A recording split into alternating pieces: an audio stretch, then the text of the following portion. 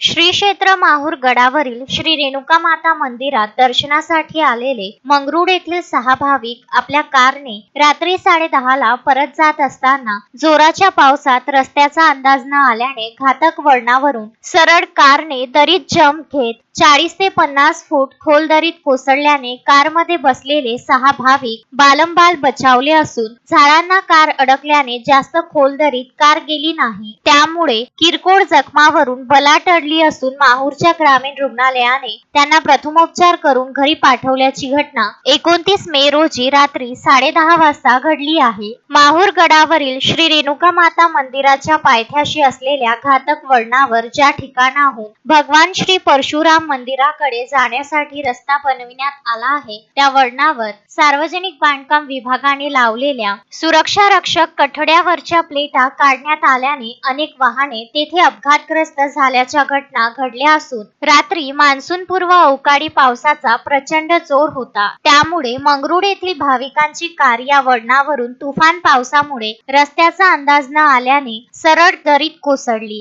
कारमध्ये बसलेले सौरभ मरोडकर वय 27 वर्ष, आकाश खालकोणे वय 28 वर्ष, सुयोग चव्हाण वय 28 वर्ष, रोहन मरोडकर वय 33 वर्ष, अक्षय हळदे वय 27 वर्ष, भूषण पिंपळे वय 25 वर्ष सर्व राहणार मंगरुळ दस्तगीर हे कारमध्ये अडकल्याने तसेच कार झाडाला अडकून खोल दरीत जाता जाता बालंबाल बचावली। पावसामुळे बचावासाठी कोणीही नसल्याने त्यांनी कसेबसे रस्त्यावर येऊन खासगी वाहनाद्वारे ग्रामीण रुग्णालय गाठले। येथे वैद्यकीय अधीक्षक डॉक्टर किरण कुमार वाघमारे यांच्या मार्गदर्शनाखाली वैद्यकीय अधिकारी डॉक्टर अक्षय वाठोरे यांनी प्रथमोपचार करून त्यांना त्यांच्या गावी पाठविले। श्री क्षेत्र माहूर शहरापासून ते रेणुका माता मंदिर आणि श्री दत्त शिखर संस्थान पर्यंतचा रस्ता अनेक ठिकाणी नादुरुस्त असून वळणावर सुरक्षा भिंत किंवा सुरक्षा कठडे अनेक ठिकाणी निघालेले असल्याने सार्वजनिक बांधकाम विभागाने या रस्त्याची पाहणी करून तात्काळ दुरुस्ती करावी अशी मागणी होत आहे।